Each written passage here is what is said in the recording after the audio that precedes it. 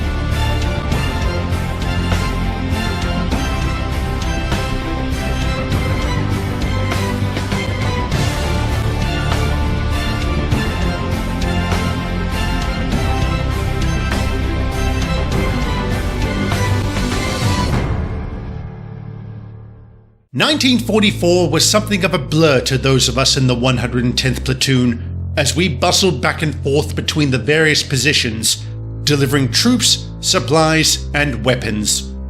Before we knew it, 1945 had come, and we welcomed it. By that time, the Battle of the Bulge had been fought. This last-ditch effort by the Germans to turn the tide of the war had failed. Now, they were well and truly facing defeat as Allied forces closed in on Berlin. But when I say Allied forces, I'm unfortunately referring to British and American troops exclusively. The reason why I make this distinction is because the progress of the Russians made it look like they would reach the German capital first, which caused no small amount of resentment among British and American commanders. Tarnations! Something wrong, Lieutenant? Yes, Thompson, there is. Here we are counting crates of beans while the Ruskies are about to stomp all over Hitler's boudoir. Due respect, sir. What's the problem? The problem, Grady, is we're not the ones doing the stomping. Isn't that for the best, sir? You know what they say, better dead than red. How about better dead and red? You knuckleheads are right. Thanks for that. And I'm sorry. What for, sir? I shouldn't be complaining to you. you should be complaining to me. That's how the chain of command works. We don't mind, sir. Yeah, we'll take complaints over orders any day. Not today, you won't. Get back to work. Yes, sir. What do you two make of that? I don't much like that better dead than red comment. I also don't much like the idea of allowing the Russians to take all the credit for cutting the head off the snake. Aye, it doesn't seem right. Not when we've lost just as much as they have. Personally, I wouldn't mind if the Russians did take Berlin before we did. Why? I think it would be far simpler for one side to take it. Can you imagine what would happen if both the Russians and Americans entered the city at the same time? Neither would want to give it up to the other. A divided Berlin. Sounds like a great idea if you ask me. A divided Germany would be even better. Then we wouldn't have to worry about them ever starting up a world war again. Are you so sure that would work, Douglas? I can't see how it would possibly hurt anyone. So you agree with me, Thomas? Too right. If we carved up Germany the last time, we wouldn't be here. And who is to say history would have played out any differently had such an act occurred? What are you talking about, Gordon? Let's take the Treaty of Versailles. It punished Germany severely for its role in the previous conflict, and Hitler was able to use it to devastating effect. And should Germany be partitioned in the wake of this war, who is to say that another firebrand agitator won't manipulate it to their advantage 20 years from now? I would have to agree with Gordon there. Maybe even Henry too, over what he said about Berlin. Is it really all that important who ends this war, so long as it does end? That's assuming the fighting stops with Berlin's capture. How do you mean? You've heard about this Manhattan Project the Yanks are working on. If you can believe the rumors, they're cooking up some new kind of weapon. And if the Russians do take Berlin first, odds are the Americans will suddenly have a fat, juicy target they can test it on. Splendid. We vanquished the Nazis only to begin anew with the Soviets. Will this ever end? If you mean war itself, Gordon, that's a question for another day. If you mean this one, I'd say it'll be over very soon. What do you mean, Edward? I was just briefed by General Hammond. Allied forces have crossed the Rhine River. They're now in Germany itself, and we're going with them. What? We're going to Germany? That we are, dear Lily. I've been assured we'll strictly be acting in a supporting role. But we can't make assumptions the Germans will go along with this. When do we leave? In 2 days' time. Into the lion's den. I don't know about the rest of you, but I welcome this. Aye, it'd be mighty grand taking the fight straight to the Nazis' doorstep. Who knows? Perhaps we'll be the first ones to enter Berlin. One can only hope. Maybe.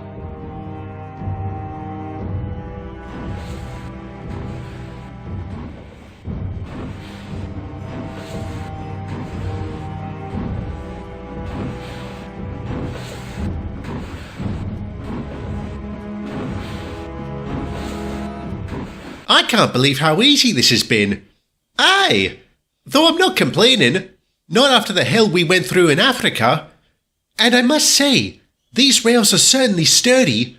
Say what you will about the Germans, they know how to build things properly. Careful, Lily. You praise the Jerrys too much, you might find yourself on trial for treason. Perhaps I should belt up then. Never you fear, love.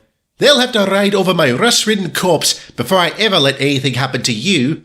I knew there was a reason why I liked you, Douglas. Oi, Thomas! Dougie! Your train's ready to go. All right. Thanks, Adam. We better get a move on, Dougie. Aye, we better. See you later, Lily. Later, Thomas. Bye, Douglas. Love you. Love you too.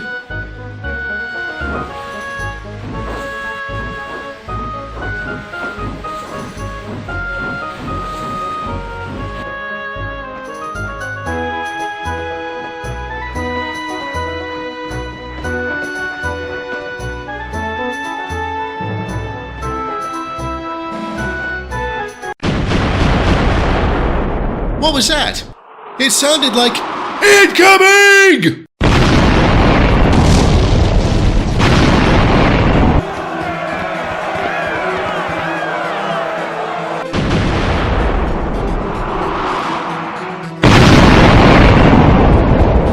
Oh, son of a... Damn it! Fall back! Fall back!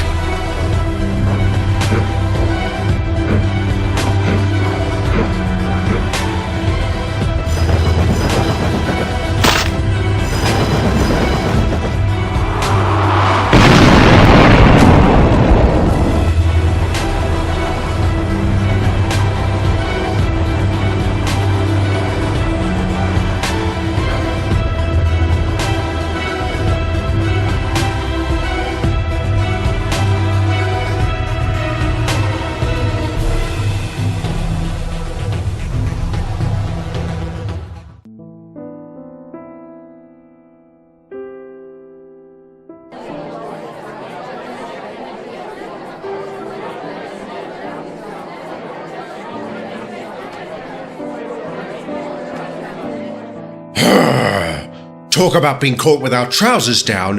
How the hell were the Germans able to ambush us like that?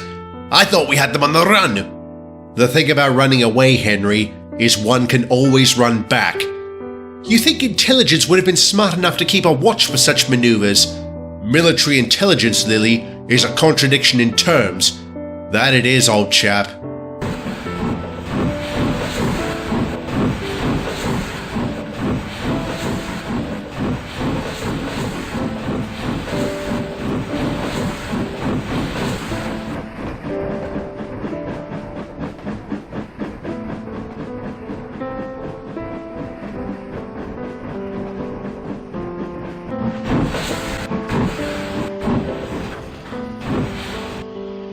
Hi everyone. Oh, Peter, Adam, thank goodness you made it. Are you alright? Yes, we're fine. We managed to avoid the ambush and took the long way here. We also picked up a few survivors from other positions along the way. Where's Thomas and Douglas? We don't know. We haven't been able to reach them on the radio. We have to go look for them. Easy, Adam. Let's not go off half-cocked, especially in light of the thrashing we received. What's the plan, Edward? A counterattack is being organised, but we'll need to wait for reinforcements. They won't arrive until tomorrow. So Thomas and Douglas have to spend an entire night behind enemy lines? Brilliant! God, I hope they make it. We all do, Lily.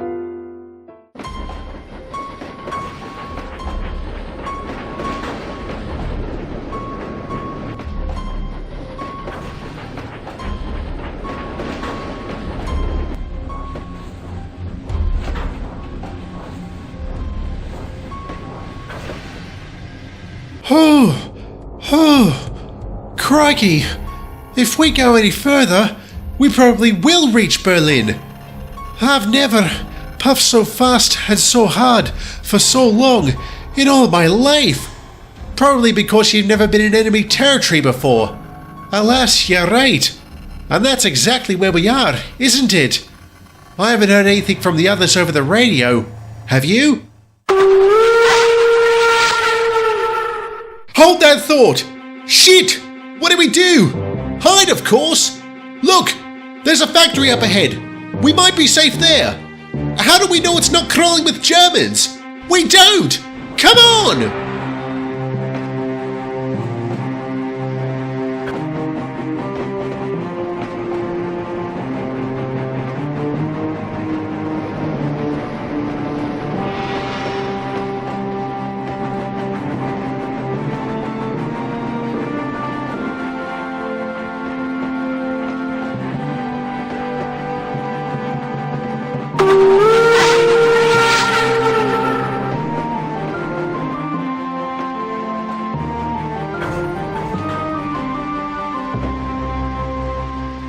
Bloody hell! That was close! Too right!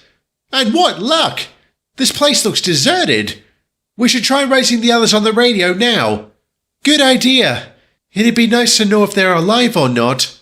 They would be, Dougie. Don't worry. I'm sure they're all right.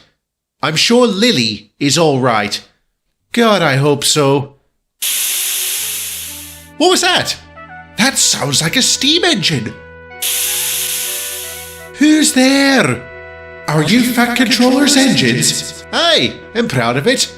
Oh, thank goodness. I'm Oliver, and I'm with my brake van Toad. We've run out of coal and have no more steam. Oliver? Not Oliver from the Great Western Railway? Yeah, that's me. How'd you know? We're friends of Duck. You wouldn't be the engines of Sodor, would you? Aye, that's us. Looks like our luck hasn't entirely run out, Mr. Oliver. No, it hasn't, Toad. This is a godsend. Don't go getting excited just yet, laddie. We've still got to get the hell out of here. I think the best option is to wait here and keep trying to call the others on the radio. And if they don't reply, then come the morning, we make a break for it. Suits me. One way or another, we're getting back to our own lines.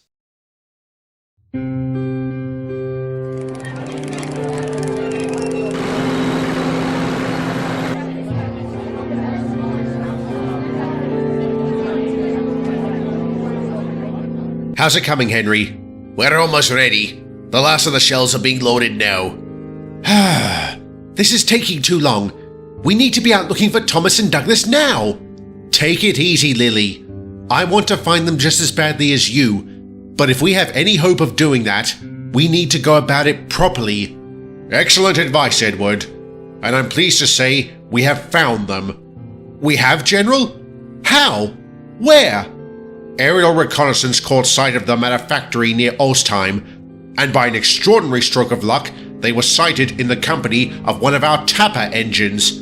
Tapper engines, sir? As in radio tapping, Henry. Mobile listening stations that are constantly monitoring enemy communications. The engine in question is a Great Western 1400 tank engine named Oliver. He and his brake van Toad were cut off in yesterday's ambush. So we know where they are. Are we going to go get them? Yes. Specifically, you three. The rest of your platoon will help support our attack on Heldenbergen. The assault should provide enough of a distraction for you to rescue them. You can count on us, sir. I know I can. Oh, there's one more thing you should know. The radio operator working with Oliver and Toad is an old friend of mine. One whom I believe you have a history with. Who are you talking about, sir? Blair! Hello, Thomas. It's been a long time. Not long enough. You two know each other? Unfortunately, yes. This tosspot caused all manner of trouble for me and my friends back on Sodor.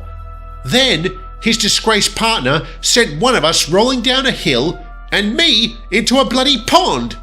I had nothing to do with that, Thomas. Burke's actions were his own. And as for the so-called trouble I caused, I was just doing my job. Like I'm doing here. Why are you here anyway? Oliver, Toad and I have been monitoring Nazi transmissions for several months now. Why you? I was a radio analyst during the First World War. I was recalled to that post when this one broke out.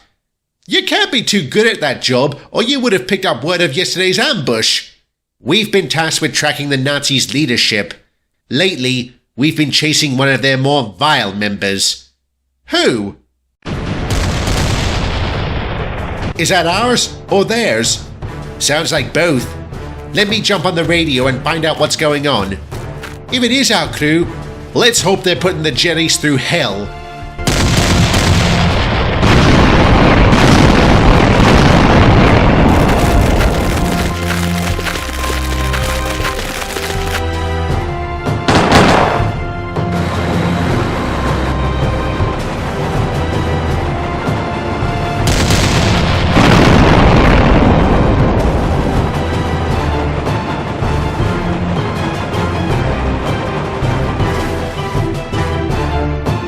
Damn it! Blaudo de Blau 4, are you in phone in clear? Negiet Blaudo, Magia phone in al Sinrad, Agwin Lolopal Alwal, Wediet Blau 4, Minan Araquan Yed Lobrau Alal, Cobwich Blaudo, Pop Link.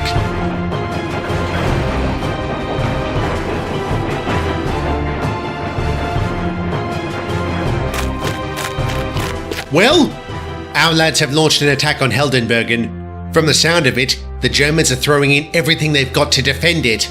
That doesn't sound good. No, but a gap has opened up in their lines. If we have any chance of getting out of here, we need to move now. I don't like the idea of making a break for it during a battle, but I hate the idea of staying here even more. Agreed! Let's go!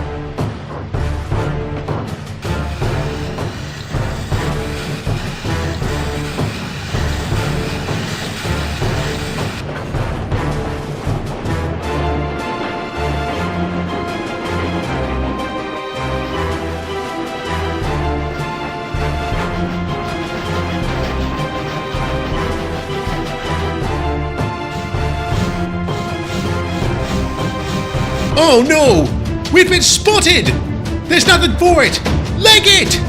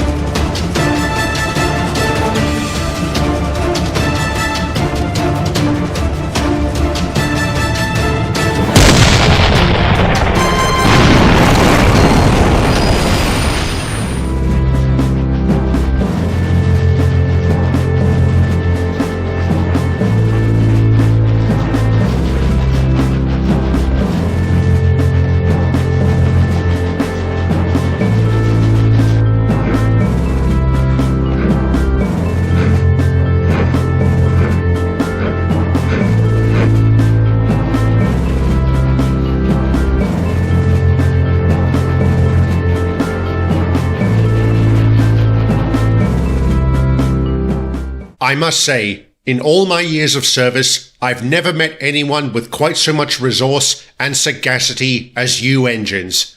We're just doing our job, sir. And I'm very grateful for that. And so is Toad. Thank you very much. I'm thankful too. I can see why Mr. Starr thought so highly of you all. May he rest in peace. Careful, Mr. Blair. I might actually start liking you. Well, we can't have that, can we? Nice to see you haven't lost your sense of humour, Tony. I try my best, George. Oh, that just reminded me. We may have found him. You have? Where? That's the frustrating part. He's at a facility called Bulbreck, but we don't know its exact location. Who are you talking about? Hitler? Of course not. That bastard is probably holed up in a concrete bunker in Berlin. I'm talking about Joseph Mengele. The Nazis' chief scientist? Chief sadist would be more accurate. We helped liberate a handful of concentration camps where he served. The stories the prisoners told were enough to churn my firebox. Indeed, Mr. Oliver. I remember one account told by a little girl over what that man did to her twin sister. Ugh, disgusting. So we know where he is, just not where he is. We could get back out in the field and keep searching. Oh, no you don't, Oliver. General Hammond, with all due respect, we have a duty to uphold. Here's an example to us all, chaps. But nonetheless, you have been through quite the ordeal. All four of you have. As such, you will be examined for any damage.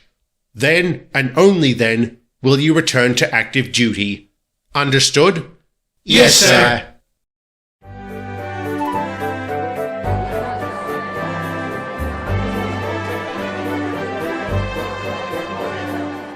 Lucky you, Henry, getting to blow up a couple of Jerry Steamies.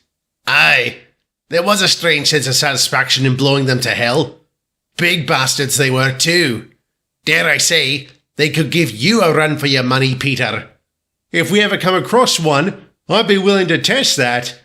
Ah, you boys and your chest thumping. Crikey, look at this mess. Those Jerry shells certainly pack a wallop. Just be careful when sifting through this lot. You never know where you might come across an unexploded one. Clear out!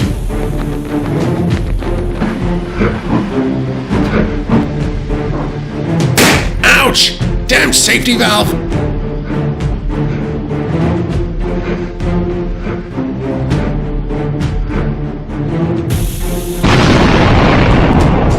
Oh dear God, no! It should go without saying, Lily's brave action that day got her killed. But her sacrifice did allow Henry to live, albeit not unscathed. Though the Middies number 2 bore the brunt of the blast, our number 3 still suffered damage. Too much for him to be repaired on the front line. He was shipped back to England, bringing word of Lily's passing with him. I'm afraid we weren't given much time to grieve, not after learning some very important information. Over 100 prisoners were taken during the Battle of Heldenbergen, one of whom just so happened to be a former guard at the elusive Bulbrecht concentration camp. The guard gave us the facility's exact location. In a blitz-style attack, we swooped in on Bulbrecht.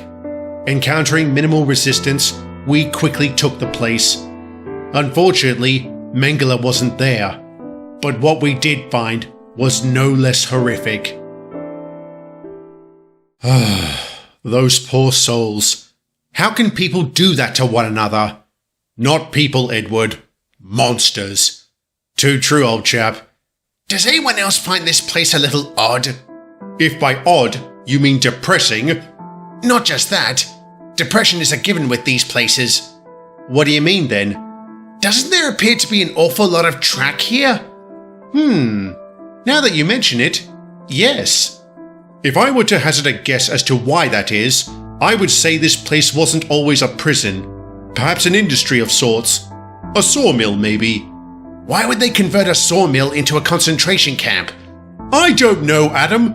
Why would they enact a policy that necessitated the need for such wretched places? All right. Let's settle down, chaps. This is an emotional time for all of us, but we need to stay focused. Gordon, once these people are on board your train, take them back to the 407 7th. Adam, head on over to the eastern side of the camp. There's that shed we haven't looked in yet. I'll join you shortly. Right, yeah.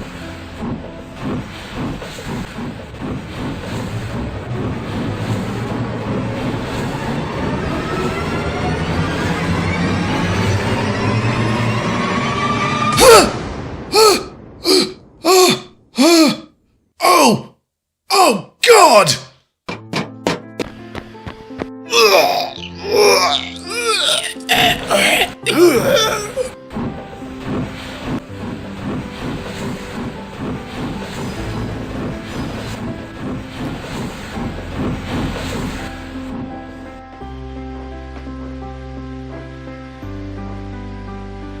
Adam? What's wrong? Adam? What is it? Dear God, man! What's the matter? Gordon, there is no God. And if there is, he sure as hell isn't fucking good! Taken aback by Adam's outburst, I then proceeded to make the biggest mistake of my life. I looked inside that damn shed.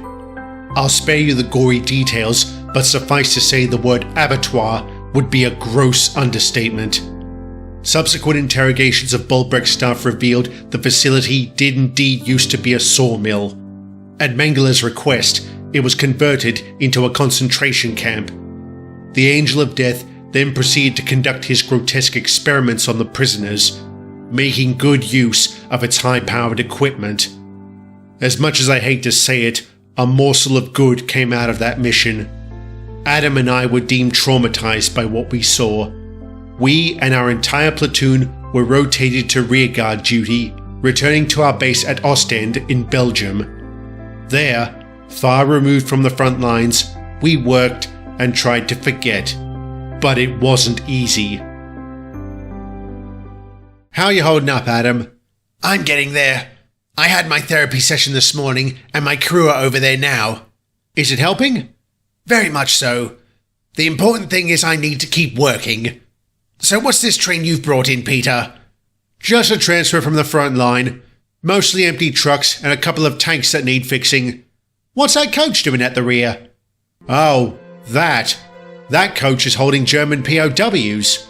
Really? What's it doing here? It was accidentally attached to my train. By the time they realised this cock-up, it was practically here.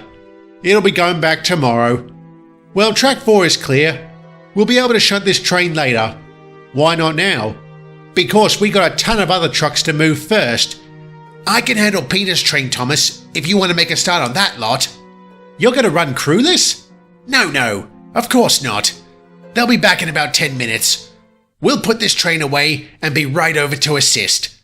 Sounds like a plan. I can help out too once I refuel. That'd be great. Let's get to it. See you soon, Adam. Right. See you soon.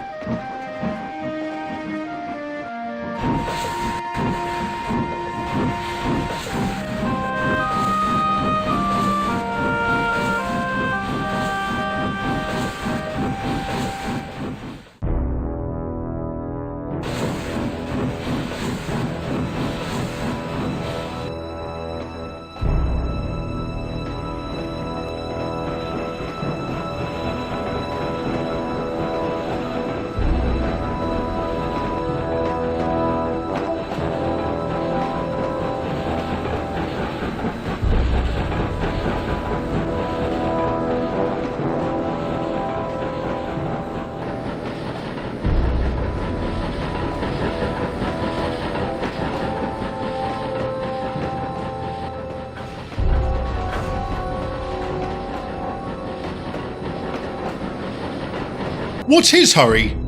What's his hurry? That's just what I... What was that? It didn't sound good. Wait here.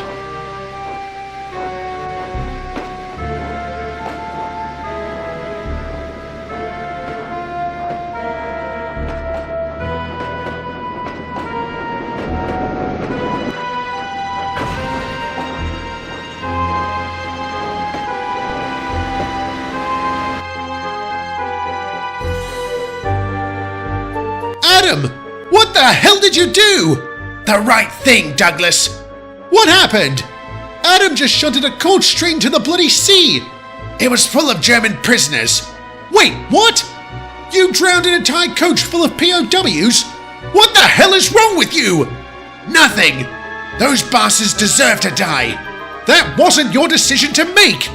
Can you honestly say what I did was wrong, Edward? I thought not. Son of a bitch. I hate to say it, but fishing that coach out of the sea was an exercise in futility. Adam's actions caused a profound split among the platoon, our division mirroring that of society's. When news of this made the papers, there were an equal number of voices calling for Adam to be given a medal and to be charged with murder. Neither happened as our superiors didn't want to incentivize killing prisoners, and, at the time, there were no laws that could charge a non-faceless vehicle with murder. And given who Adam had killed, the politicians weren't exactly in a rush to change that. Even though no charges were laid down, the army certainly didn't trust us after that. As such, our platoon was disbanded and we returned to Sodor. We arrived to a hero's welcome, despite a rather ignoble end to our service. With the help of our friends, we managed to reacclimatize to civilian life and move on from the hardships of the Second World War, which ended in Europe on May 8, 1945, and on September 2nd of that year in the Pacific. The world was profoundly altered by that terrible conflict. Great changes had been made, and others were yet to come. But those are stories for another day.